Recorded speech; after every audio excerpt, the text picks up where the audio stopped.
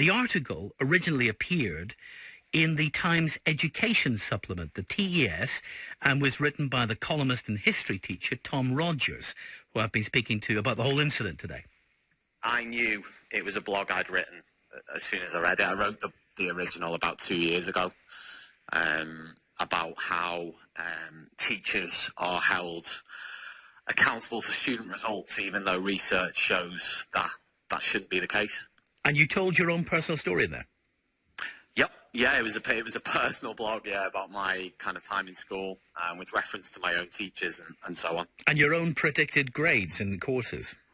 Yes. I was predicted an E by Mrs. Murphy, but I actually ended up getting a B at the end of A-level.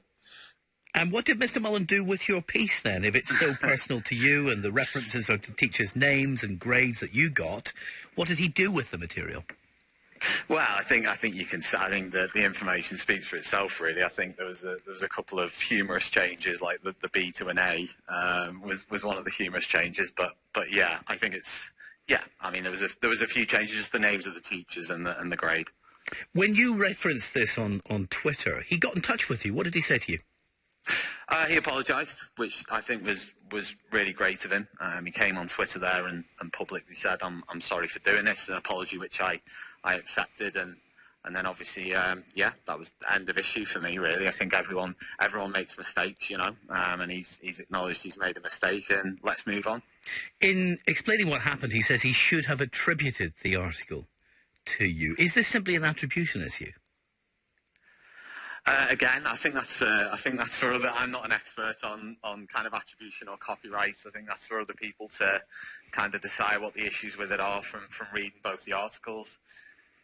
And in one of your comments, Tom, you say, I hope the students here have got the message, plagiarism is A-OK.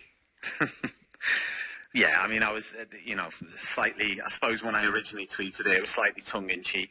Obviously, I didn't realise that, all these kind of media outlets were gonna kind of pick this story up and so on. I think, as I said, he's made a mistake there. I think that plagiarism is a problem in schools with students who are doing exams, GCSE exams, A-level exams. I think it's a serious issue. So I do think we need to take it seriously. But on the other hand, obviously it's a mistake. It's a copy and paste job. So I think we just need to kind of move on from that. And I also think, just to add, that sometimes the media in general really bashes teachers. And I feel as though I don't want this to be an excuse for suddenly another round of head teacher bashing or teacher bashing in the media.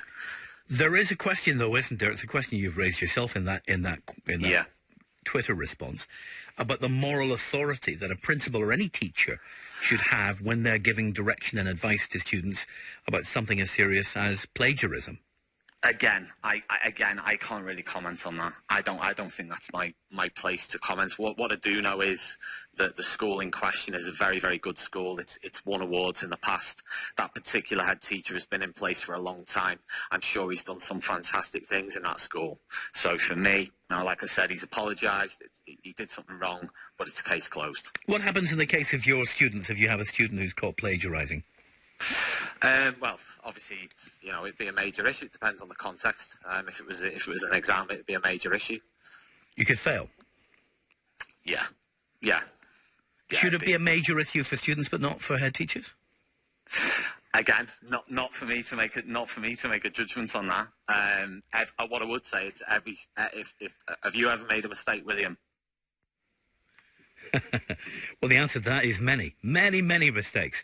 That is Tom Rogers, the columnist, history teacher, whose piece on the Times Education Supplement then appeared as a newsletter piece.